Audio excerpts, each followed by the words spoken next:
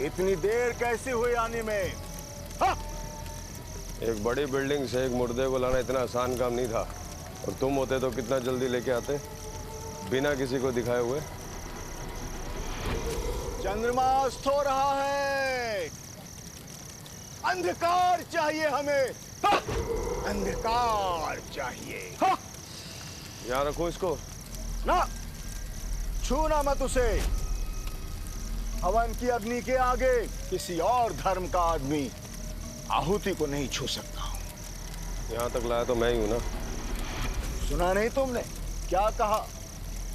हवन की अग्नि के आगे। दूसरे धर्म से क्या दिक्कत है? ये तो खुद ईसाई है। मृत्यु के पश्चात कोई हिंदू, मुसलमान, ईसाई नहीं होता। बचती है तो सिर्फ आत्मा, जो अजर है, अमर है, पवित्र है, शुद्ध है, दुनिया के किसी भी मद, मोह, लोभ, मत्सर, अहंकार से परे है।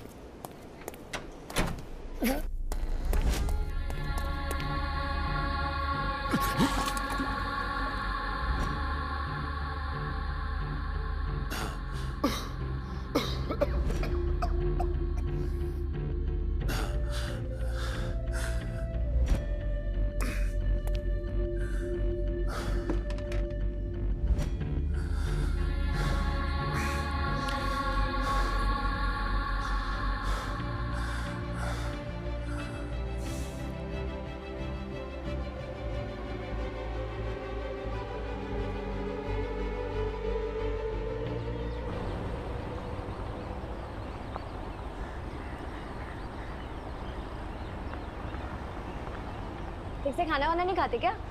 हाँ, चाची मैंने दवाई लिख के दे दी है, कुछ हो तो मुझे फोन करो। ध्यान रखो तुम अपना।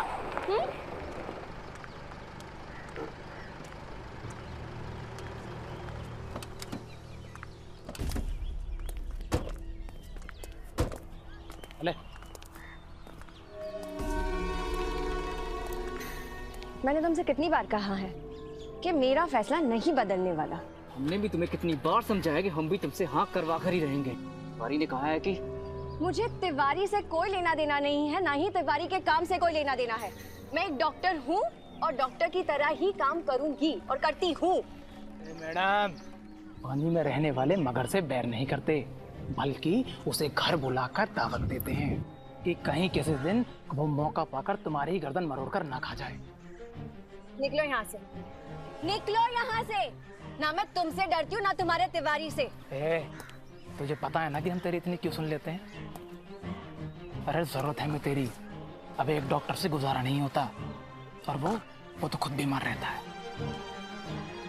और ऐसा कौन सा काम कह दिया हमने तेरे से जो तेरे से हो नहीं सकता? है ना मेरी, तो समझा इसे। अगर इसकी जगह कोई और होती तो अब तक ठोक दिया होता।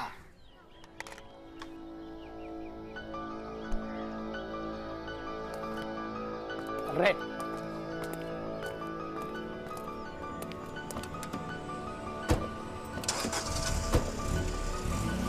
अरे क्या जरूरत थी तुम्हें मुर्दा घर के अंदर जाने की? कुछ ऐसा वैसा हो जाता तो? ऐसा वैसा? हाँ ऐसा वैसा। जहां मुर्दे होते हैं वहां शैतानी शक्तियां भी होती हैं। अगर तुम्हें कुछ हो जाता तो? मुर्दे कहानियां नहीं पढ़ते चाचा, और फिर कुछ ना कुछ तो करना पड़ेगा ना पापा को वहां से निकालने के लिए। अच्छा, तो तू मुर्दा घर में से भाई साहब को निकालने गया था? जरा मैं भी तो सुनूं कि तू कैसे निकालने का सोच रहा था, वो भी भरे अस्पताल में से। नहीं चाचा, देखने गया था। पापा को इतने टाइम से देखा भी नहीं, और वो वहां है भी कि नहीं, कहीं गायब तो नहीं कर दिए गए। और अगर हो गई है तो इसमें अस्पताल वालों का क्या फायदा है? पता नहीं बेटा, मैं चौधरी साहब से बात करके डीएम साहब से मीटिंग फिक्स कराता हूँ, शायद वो कुछ मदद कर सके। जी। तो आपके पिताजी की लाश? बॉडी। हाँ जी, बॉडी। हाँ, आपके पिताजी की बॉडी जो है हॉस्पिटल वालों ने रख ली, बिना किसी से पूछे, बिना किसी को बताए, और आपने अपने हस्ताक्षर भी कर दिए उस पर। सर मैंने साइन नहीं किया, इन्होंने साइन किया। मेरा मतलब इन्होंने अंगूठा लगवाया, लेकिन इन्हें तो पढ़ना भी नहीं आता है कि क्या लिखा था। तो क्या जबरदस्ती अंगूठा लगवा दिया क्या? नहीं, बिना बताए अंगूठा लगवाया। वो डॉक्टर बिठोलिया इंडोनेशिया चले गए। मलेशिया। हाँ जी, मलेशिया। हाँ मलेशिया। वैसे मलेशिया कैसी जगह है? अच्छी ही होगी। हम भी इंडिया के बाहर दुबई गए थे जब हम 22 साल के थे, लेकिन हमको वहां पर रखा नहीं। अब जो है अमेरिका जाने की इच्छा है, अपनी मृत्यु सूची में लिख रखा है हमने। मृत्यु सूची? मृत्यु सूची? ओ, मृत्यु से पहले आप क्या क्या करना चाहते हैं, things to do before you die, you know. Sir ये प्रॉब्लम्स पे ध्यान दे ले प्लीज।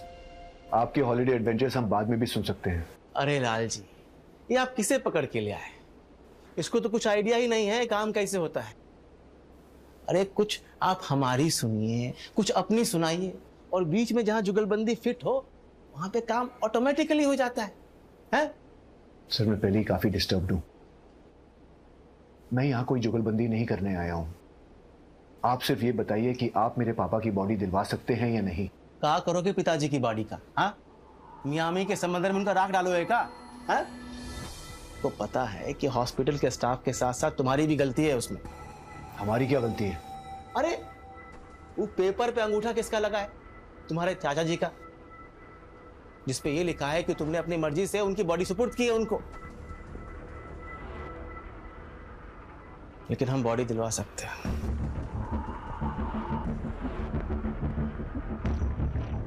$5 लाख लगेगा।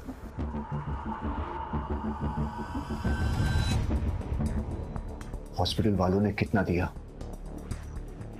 लाल जी, काम नहीं होगा आपका, हमसे काम नहीं होगा आपका। ले जाइए, ले जाइए, ले जाइए इनको। चीज के 5 लाख दें आपको तुम जैसे लोग लोगों के घर में बच्चा पैदा होने पे भी खाते हैं और किसी के मरने पे भी।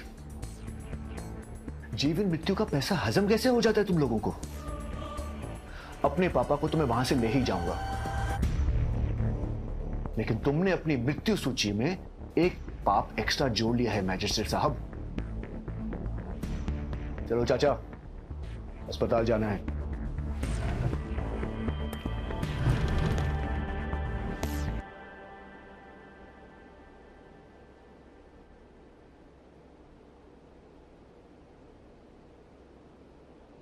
कस्बे में गर्मी बढ़ रही है, बर्फ पिघलेगी तो सब कुछ बहा कर ले जाएगी। इसीलिए बर्फ पर नमक रगड़ो।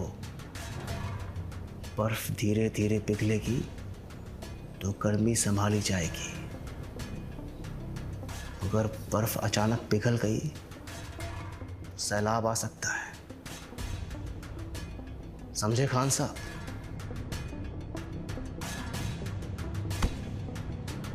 शर्मा जी, नजर रखो इस पे, बात आगे नहीं बढ़नी चाहिए।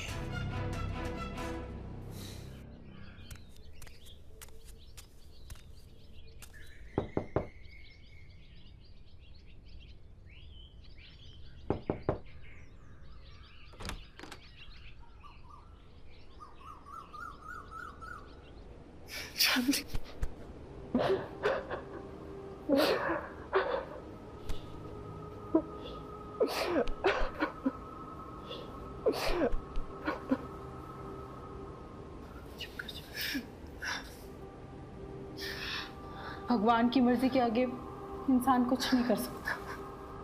समझने की कोशिश करो, संभालो खुद को। आओ बैठो।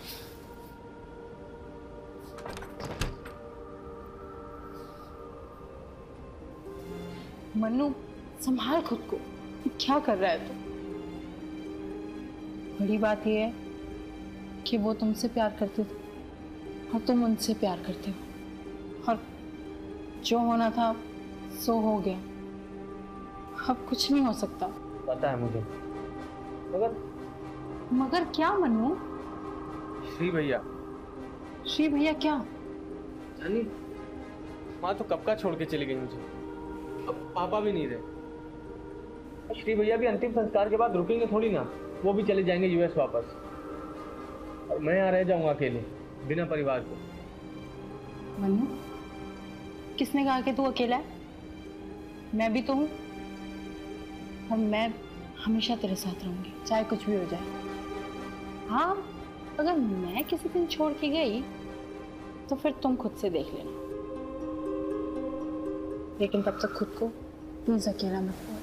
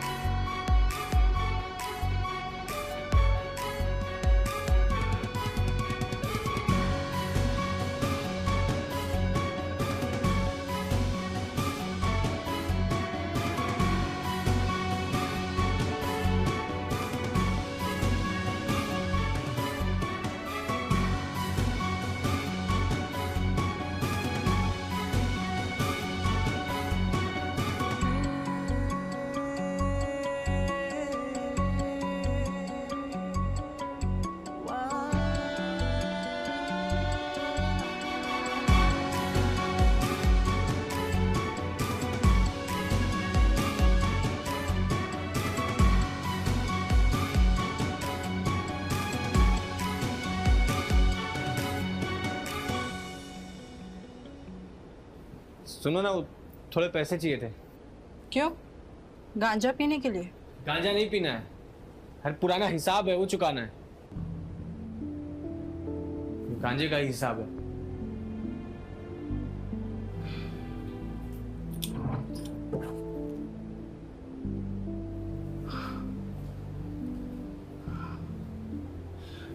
मन्नू प्लीज छोड़ देना ये सब, वरना ये सब तुझे एक दिन बर्बाद कर देगा, सड़क पे ले आएगा।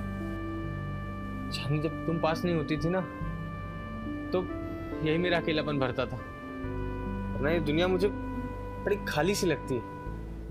मैं सच बता रहा हूँ, छोड़ रहा हूँ, छोड़ दूंगा, कोशिश कर रहा हूँ।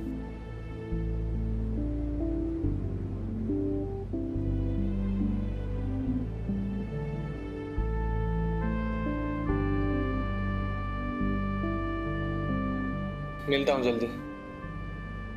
ख्याल रख अपना।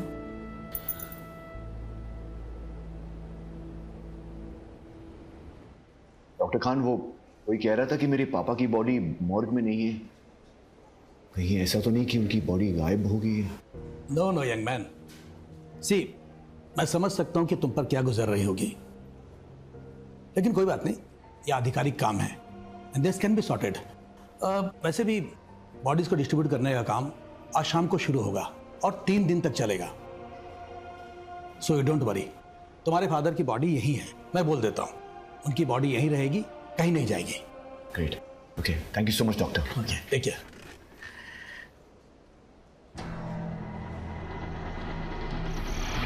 अरे विनोद, सब सामान तैयार है? सब तैयार है, स्ट्रेचर भी आ गया, रस्सी भी और चद्दर भी। अरे महाराज, पंडित जी कहाँ हैं? पंडित जी नहीं आए, वो वहाँ बैठे हैं। बोल रहे हैं ये समय अशुभ है संस्कार के लिए। अशुभ है? अरे अपने पंडित जी से बोलो, अगर समय अशुभ है तो उसको शुभ बनाएं। अब चाहे उसमें मंत्र फूके, चाहे फिर सामग्री डालें, लेकिन समय को आज ही शुभ बनाएं। ऐसे पापा जी का अंतिम संस्कार आज ही होगा। लकड़ी और बाकी सब चीज का इंतजाम कर दिए हम, और उनकी दक्षिणा भी तैयार है, मिल जाएगी। और ज्यादा ही देंगे, बोल देना पंडित जी से। अरे भैया, फिर भी कोई दिक्कत हो गई तो? अरे क्या दिक्कत होगी, कोई दिक्कत नहीं होगी अब। और दिक्कत होगी भी ना, तब तैयार है, डरना नहीं है। क्या कहते हो? अरे बोलो।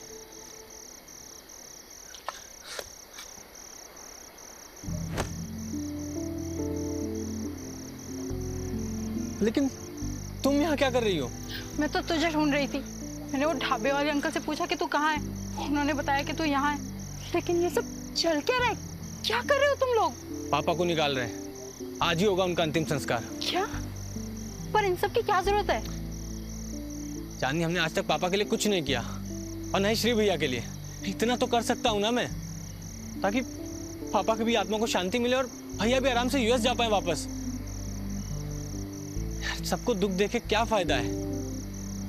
लेकिन मन्नू, इन सब में बहुत खतरा है, और तेरी तो झड़प भी हो चुकी है गार्ड के साथ। चांदनी, तुम अभी घर जाओ, ये काम अभी मेरे लिए बहुत जरूरी है। और गार्ड क्या, इस बार हम किसी से भी लड़ने के लिए तैयार हैं। कोई आके तो देखे। चलो। मन्नू रुक, मन्नू।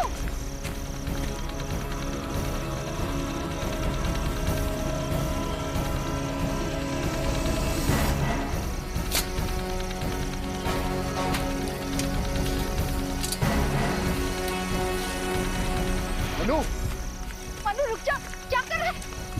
मनु, भैया, दिमाग खराब हो गया तेरा? क्या करने जा रहा था अपने आवारा दोस्तों के साथ? पापा नहीं सिखाया ना, जब सीधी उंगली से घी ना निकले तो उंगली टेढ़ी करनी पड़ती है, तो वही कर रहा हूँ, उंगली टेढ़ी कर रहा हूँ। Don't give me that shit.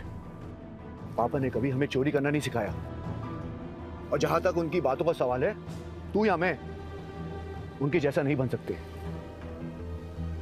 उनके जैसा आदर्शवादी और ईमानदार इंसान होना किसी की बस की बात नहीं है। तो क्या करूं मैं? तुम्हारे पापा को कैद में रखा हुआ है। पापा ना आदर्शवादी नहीं थे, इम्प्रैक्टिकल थे, और आज की ऐसी दुनिया में इतना ईमानदार इंसान जिंदा कैसे रह सकता है? देख, हम उनकी तरह नहीं बन सकते, पर कोशिश तो कर सकते हैं ना। तो आप ही बताओ ना कोई रास्ता, क्या करूं, कैसे?